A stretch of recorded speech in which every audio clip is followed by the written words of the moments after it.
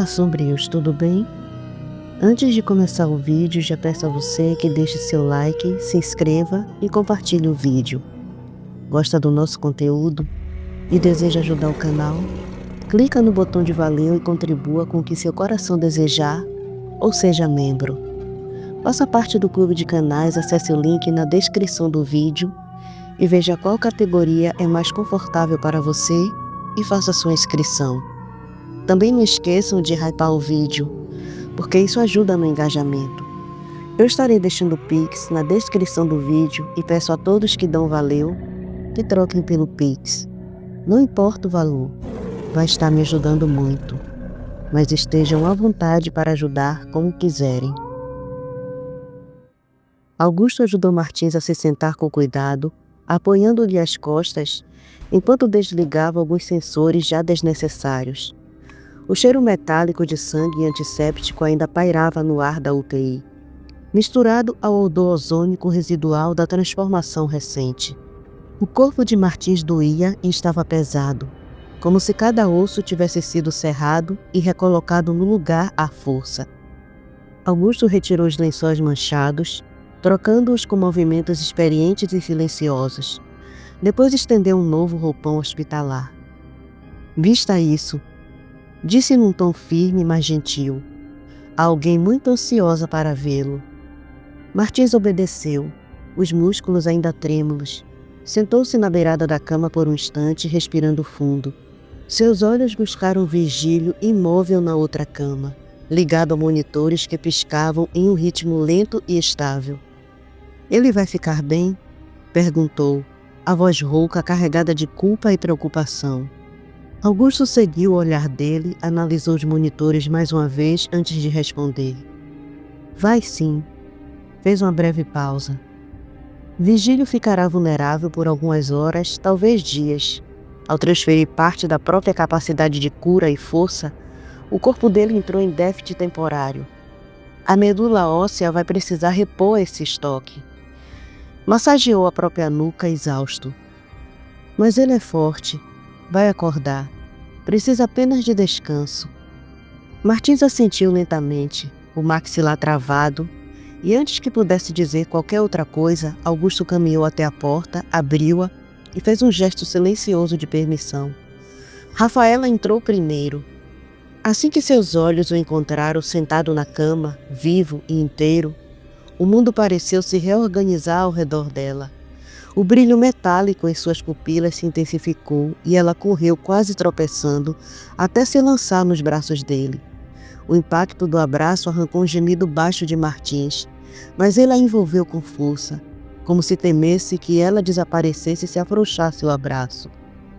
Rafaela chorava sem conter o som, as lágrimas quentes encharcando o peito dele, o corpo finalmente permitindo que o pânico acumulado se dissipasse. "Você voltou", murmurou entre soluços e a voz falhando. "Você voltou para mim." "Sempre voltarei", ele respondeu, beijando repetidas vezes o topo da cabeça dela, aspirando o cheiro familiar, ancorando-se naquela presença. "Eu prometi não ir a lado algum." Ele a puxou com cuidado para sentar-se ao lado dele na cama, mantendo um braço firme ao redor da cintura dela num gesto protetor e terno. Na cama ao lado, a cena se dividia em silêncios carregados de significado.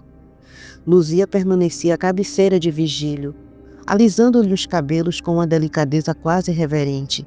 Seus olhos estavam marejados, mas o rosto mantinha uma serenidade antiga, de quem já sobreviveu a situações como aquela para se permitir desespero. Luciano, ao lado dela, segurava a mão do pai com força, como se aquela conexão física fosse capaz de mantê-lo ancorado neste mundo. Augusto circulava entre os monitores, ajustando parâmetros, conferindo sinais vitais, falando em voz baixa e técnica, garantindo que tudo estava sob controle. Ainda que o peso daquele dia estivesse estampado em cada linha de cansaço de seu rosto. A UTI, antes palco de tensão, dor e decisões impossíveis, agora respirava em silêncio diferente.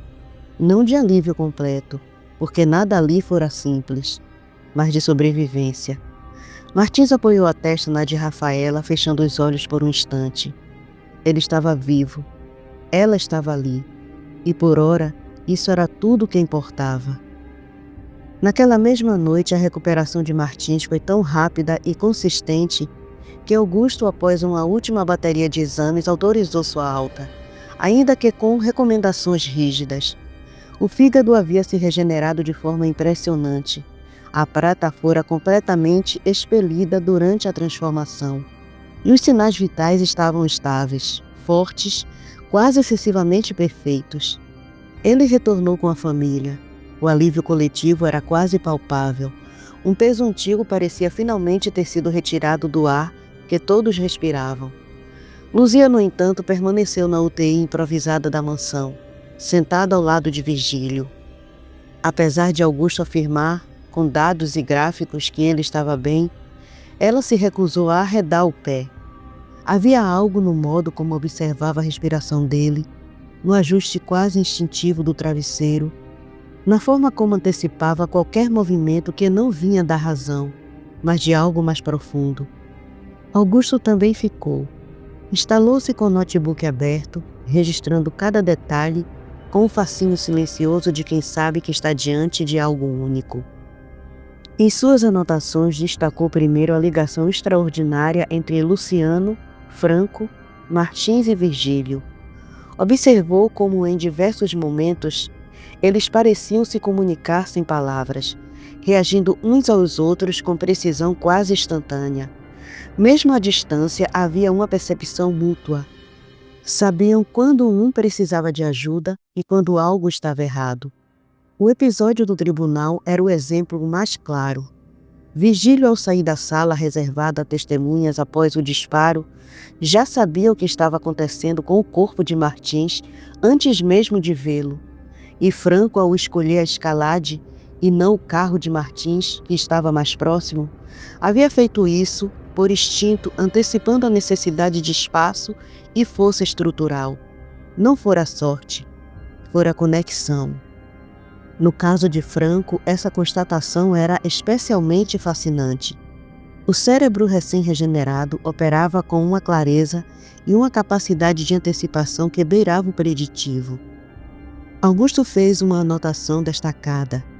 Ressonância magnética funcional pós-operatória. Prioridade. Queria observar aquele cérebro em ação, entender como o gene havia reorganizado não apenas estruturas, mas processos cognitivos inteiros. Depois voltou sua atenção a Rafaela. Apesar de compartilhar apenas vertente sensorial do gene, a visão modificada expandida, ela parecia ter desenvolvido algo além. Um sexto sentido sutil, mais evidente em relação a Martins do que a qualquer outro. Sua percepção do ambiente era rápida e quase intuitiva. O reconhecimento visual de objetos que antes conhecia apenas pelo tato foi surpreendentemente veloz. Formas, volumes, distâncias, tudo era assimilado com uma naturalidade que desafiava os manuais de neuroplasticidade. Os exercícios aplicados por ele e por Virgílio mostravam uma curva de aprendizado fora de qualquer padrão conhecido. Augusto anotou também o fenômeno do brilho nos olhos. Entre Rafaela e Franco havia um reflexo sutil, quase técnico, uma resposta compartilhada do gene. Mas entre Rafaela e Martins era diferente. Quando se olhavam, o brilho se incendiava, intenso, vivo, como se algo se reconhecesse no outro, em um nível mais profundo. Augusto se pegou imaginando como seria observar aquela conexão dentro de um aparelho de ressonância, mapear o que acontecia no cérebro de ambos naquele exato momento de contato visual. Por fim, Luzia. Ela era de longe o maior enigma. Sentia quando Luciano ou Virgílio precisava de algo antes mesmo que eles formulassem o pedido. Sabia quando Virgílio estava prestes a acordar, quando queria água, quando precisava apenas de silêncio. Agia com uma naturalidade que sugeria anos de convivência contínua. E, no entanto, havia passado mais de 30 anos separados. Ainda assim, a conexão entre eles era intensa, precisa e quase absoluta. Augusto deduziu que Luzia compartilhava os genes de Vigílio de uma forma única, completa, integrada e sem a separação clara entre cura e mutação. E ainda assim, ela não se transformava. Esse compartilhamento só poderia ter ocorrido por meio da troca profunda de fluidos corporais, o vínculo sexual e a gravidez. Ele fez uma anotação cautelosa, quase hesitante, sobre a possibilidade de Rafaela apresentar mudanças adicionais após a intimidade plena com Martins. Cansado, Augusto apertou os olhos com os dedos, bocejando longamente, fechou o notebook por um instante. Olhou ao redor do quarto silencioso da UTI, sentindo o peso e o privilégio de estar ali. Pensou que gostaria de permanecer mais tempo, observar mais, estudar mais aquelas novas espécies que, de alguma forma, não apenas descobrira, mas ajudara a criar. No dia seguinte, Adriano Sampaio chegou à mansão acompanhado da esposa, Áurea, e do secretário de segurança, Olavo Quintela, e de seu filho Olavo. A visita tinha um propósito claro: ver Martins com os próprios olhos. Franco utilizara seus contatos para fazer circular a versão oficial. Martins fora socorrido e levado para um hospital fora de Paraty, e acabara de receber alta naquela mesma manhã. A narrativa fora aceita sem questionamentos, abafando rumores e preservando a cidade de uma verdade que ninguém estava preparado para enfrentar. A recepção foi calorosa, quase íntima. Abraços contidos, apertos de mão demorados, olhares que diziam mais do que qualquer palavra. Evitou-se, por um acordo silencioso, mencionar a morte de Bernardo. O nome dele pairava no ar como uma fantasia inconveniente, mas ninguém lhe dava voz. Apesar da satisfação evidente com a recuperação de Martins, era Rafaela quem atraía naturalmente o centro das atenções. Áurea sentou-se ao lado dela no sofá, segurou-lhe a mão com delicadeza e com um sorriso genuíno perguntou: "E então, querida, como está se sentindo? Sei que nunca enxergou antes. Deve ser uma experiência avassaladora." Rafaela sorriu, um sorriso sereno ainda carregado de assombro. Voltou o rosto na direção de Martins como se buscasse nele um ponto de ancoragem e então respondeu: "Eu não tenho palavras suficientes para descrever. Ver a mansão, os jardins, a cidade no dia do julgamento, tudo era novo e ao mesmo tempo assustador. Mas quando vi Paraty pela primeira vez, o azul do mar, as ruas, as pessoas passando, senti vontade de chorar. Foi como se o mundo inteiro tivesse me sido negado e de repente devolvido de uma só vez." A voz embargou. Ela fez uma breve pausa, respirando fundo, reunindo forças para continuar. "Mas nada se compara a poder ver Martins, ver meus pais, reconhecer o rosto das pessoas que sempre fizeram parte da minha vida apenas pelo toque ou pela voz. Martins foi a verdadeira luz da minha vida. Foi por causa dele, da insistência dele em nunca me deixar desistir, que eu estou aqui hoje, enxergando, vivendo.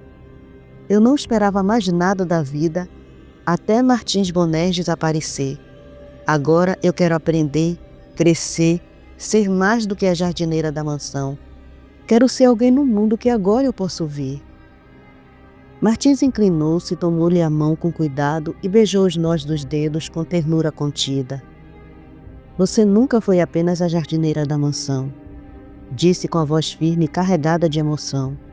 "Você é a mulher que mudou a minha vida, minha futura esposa, a senhora Bonerges, o amor que eu nem sabia que precisava."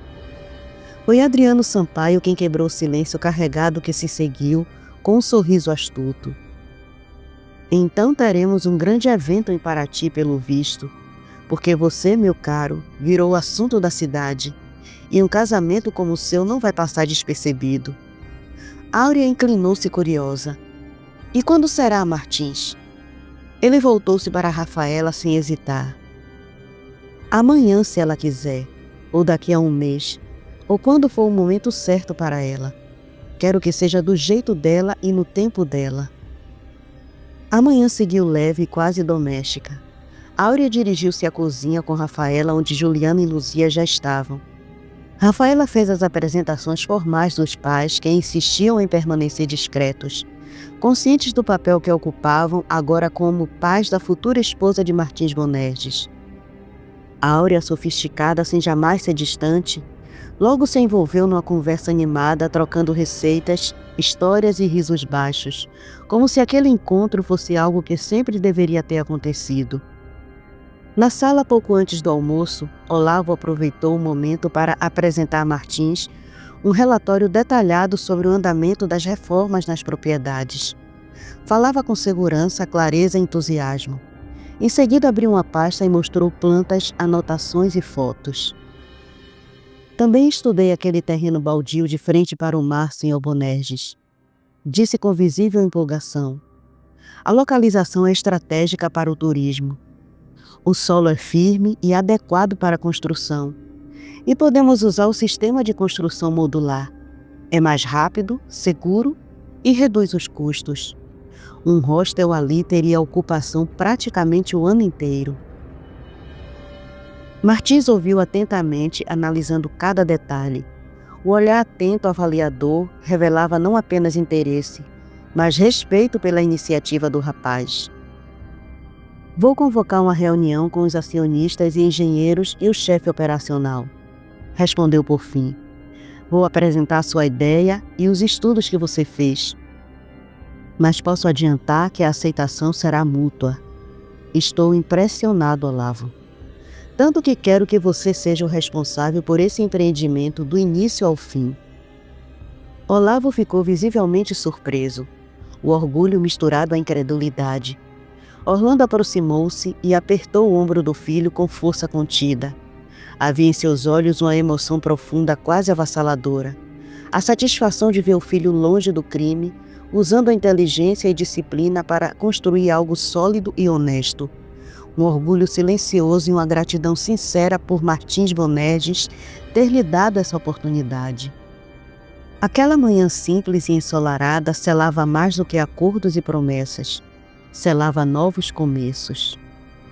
Naquela noite, quando a mansão já repousava em silêncio e apenas o rumor distante do mar atravessava as janelas abertas, Rafaela deixou o próprio quarto, guiada mais pelo coração do que pelos passos. Bateu de leve à porta de Martins. Do outro lado, ele estava sentado na cama, o notebook ainda aberto no colo, concentrado apenas até reconhecer, antes mesmo do som, o cheiro familiar dela.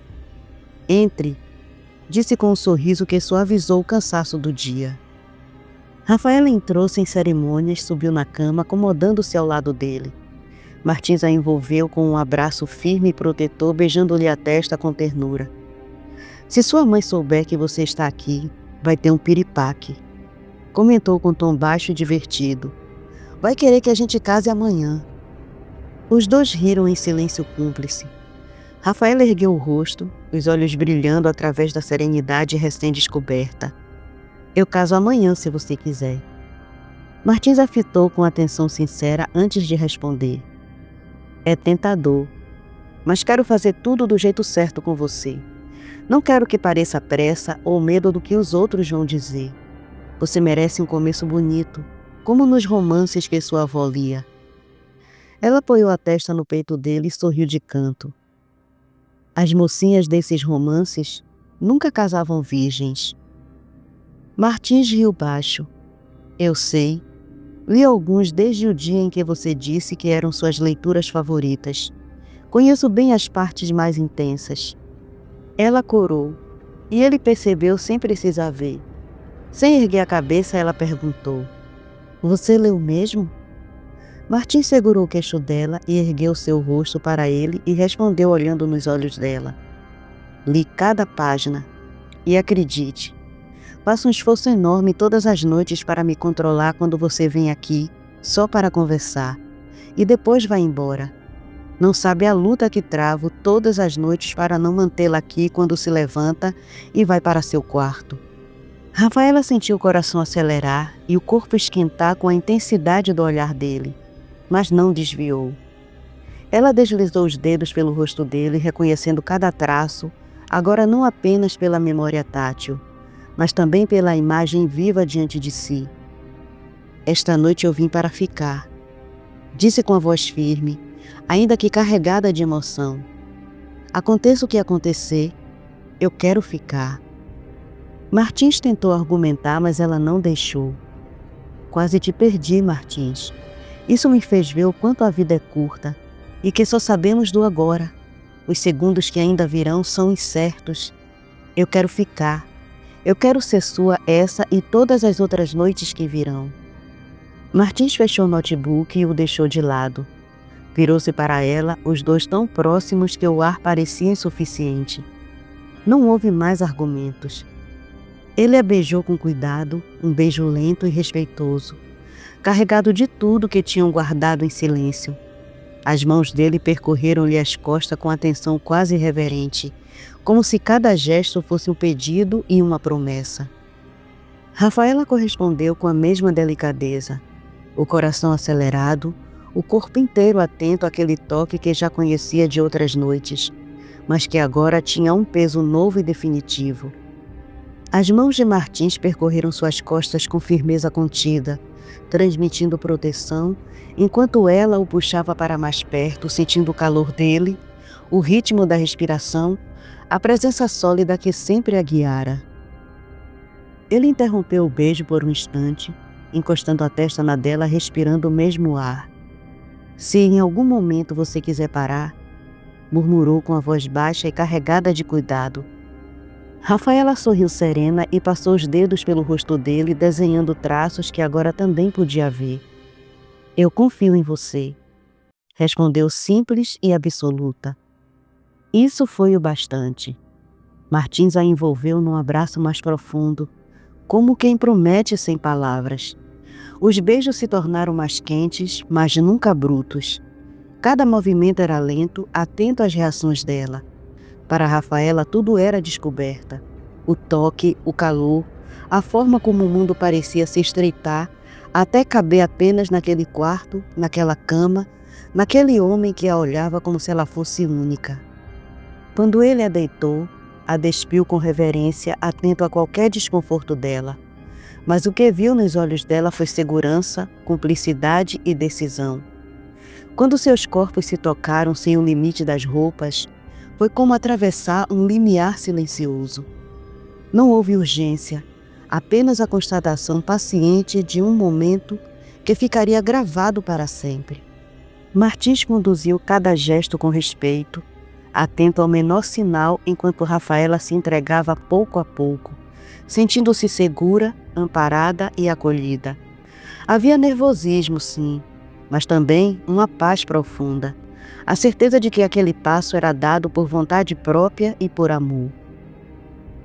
Quando terminaram, ficaram abraçados, o mundo retomando aos poucos seu tamanho normal. Rafaela repousava a cabeça no peito dele, ouvindo o coração firme, constante, como um farol. Martins beijou seus cabelos, fechando os olhos, consciente de que aquele instante não era apenas desejo saciado, mas um pacto silencioso entre dois destinos que haviam se encontrado. Lá fora a noite seguia seu curso. Dentro do quarto, Rafaela adormeceu com um leve sorriso, certa de que dali em diante nunca mais estaria sozinha na escuridão, porque agora ela via, sentia e amava. Rafaela despertou ao som ritmado do coração de Martins e à cadência profunda de sua respiração tranquila. Por alguns segundos permaneceu imóvel, absorvendo aquela sensação nova e ao mesmo tempo ancestral, segurança. Espreguiçou-se lentamente, sentindo o corpo dolorido, um cansaço doce, quase irreverente. A luz do sol atravessava a fresta da cortina com intensidade, desenhando feixes dourados sobre a cama desarrumada. A realidade a alcançou de súbito. Não havia arrependimento, nenhum sequer. Apenas a antecipação do que viria a seguir. A reação de seus pais, principalmente de sua mãe. Rafaela sentou-se na beira da cama e respirou fundo, como quem se prepara para um mergulho inevitável. Deslizou os pés até o chão e começou a se levantar, mas Martins a segurou pela mão com firmeza suave. "O que está fazendo?" perguntou a voz ainda rouca de sono. Ela se virou para ele e a aflição já brilhava em seus olhos sensíveis demais para mentiras. Estou tentando evitar que minha mãe surte e acabe lhe ofendendo. Fez uma pausa curta, engolindo em seco. E vocês acabem brigando. Martins a puxou para si sem hesitação, envolvendo-a em um abraço forte e protetor. Beijou-lhe os cabelos com cuidado quase solene. Vamos sair desse quarto juntos, Rafaela, disse com convicção absoluta. Vamos enfrentar os olhares de todos, juntos. Ela apoiou a testa no peito dele, sentindo o coração firme sob a pele quente. E se sua mãe surtar, ou disser qualquer coisa que me ofenda? Ele se afastou apenas o suficiente para encará-la nos olhos. Eu prometo que caso com você hoje. Rafaela regalou os olhos surpresa, e ele completou sério e calmo. Assim ela não poderá reclamar de você passar todas as noites aqui. Ela levou a mão ao rosto dele, acariciando a barba, os traços que agora conhecia também pela visão. E se ela não disser nada? Perguntou em um sussurro, quase uma provocação. Martins sorriu de lado, puxando-a para o colo com naturalidade possessiva. Então vamos continuar passando as noites juntos. Respondeu sem rodeios. Porque eu não vou conseguir ficar sem você nem mais um segundo. Ele a beijou de leve, demoradamente. E daqui a uma semana nos casamos. Quero que você tenha uma festa linda, um dia especial. Seus olhos escureceram de ternura, mas por mim, aproximou os lábios do ouvido dela. Casávamos hoje mesmo. Rafaela riu emocionada, o riso embargado por lágrimas silenciosas. Beijou-o com carinho profundo, sentindo-se acolhida, protegida e amada. Já passava das 10 da manhã e nem Rafaela e nem Martins haviam saído do quarto. Na cozinha, o cheiro de temperos e café fresco preenchia o ar. Juliana e Luzia cuidavam do almoço com movimentos tranquilos, quase ritualístico. Quando Edmar entrou, Juliana lhe serviu uma xícara de café fumegante e comentou, tentando parecer casual demais para quem não era. Rafaela não dormiu no quarto dela. Edmar parou a xícara a centímetros da boca, processando a informação. Em silêncio, deu um gole longo no café. E nenhum dos dois saiu do quarto, ainda, acrescentou ela. Ele ergueu os olhos lentamente. Você está apenas me contando um fato ou está me avisando de algo que eu deva tomar alguma atitude? Juliana pousou o pano de prato, observou o marido por um instante e respondeu com sinceridade madura. Não quero que faça nada, Edmar. Nossa filha é maior de idade, está com alguém que a ama. Isso iria acontecer mais cedo ou mais tarde. Respirou fundo. Como mãe, só estou lhe comunicando. Edmar ficou em silêncio por alguns segundos, então riu.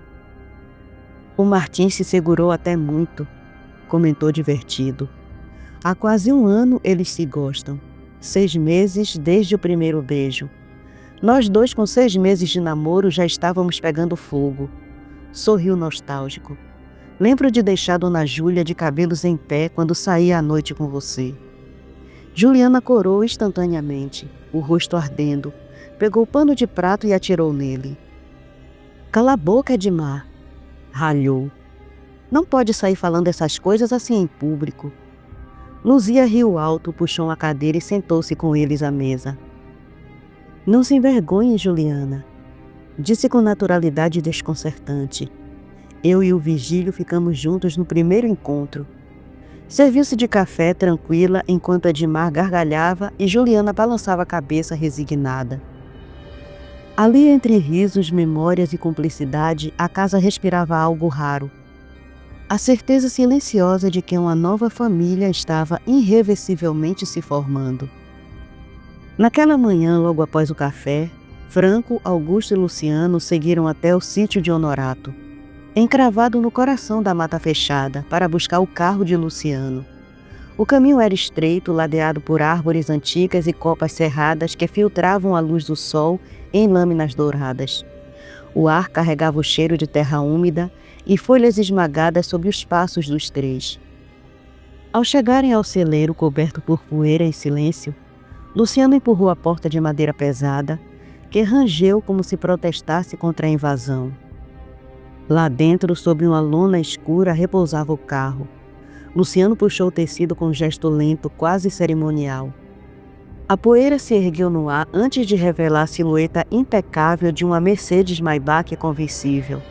Apesar do tempo parado, a lataria permanecia intacta, polida como um espelho negro, refletindo o rosto admirado dos 3 homens. Franco sorriu, os olhos brilhando com uma mistura de espanto e apreciação sincera. "Isso é um absurdo", murmurou passando a mão pela lateral do carro como quem toca uma obra de arte. Augusto assobiou baixo, impressionado. "Bom gosto não se aprende em faculdade nenhuma." Luciano abriu a porta do motorista e sentou-se por um instante, respirando fundo, como se o cheiro do couro ainda guardasse ecos de outra vida. "Não me julguem", disse com um meio sorriso amargo. "Foi com essa beleza que o tio Bernardo me convenceu a largar a faculdade de Direito." Franco contornou o carro devagar, alisando a lataria fria. "Se meu pai tivesse me dado um desses, acho que eu também não teria virado delegado federal." Fez uma pausa divertido. "E provavelmente teria uma mulher em cada banco vazio." Luciano gargalhou um riso solto, quase libertador. "Por onde você andou, delegado, que a gente não se conheceu antes? Nossas farras teriam sido memoráveis." Augusto balançou a cabeça rindo e passou a mão pelo estofado claro. "Tá aí, Franco", disse em tom provocador. "O Martins destruiu sua Escalade. Podia pedir um desses como reparação por danos materiais." Franco soltou uma risada curta e negou com a cabeça. "Tá louco? Eu teria que dar explicações demais para aparecer com um carro desses, além de carregar a suspeita eterna de corrupção.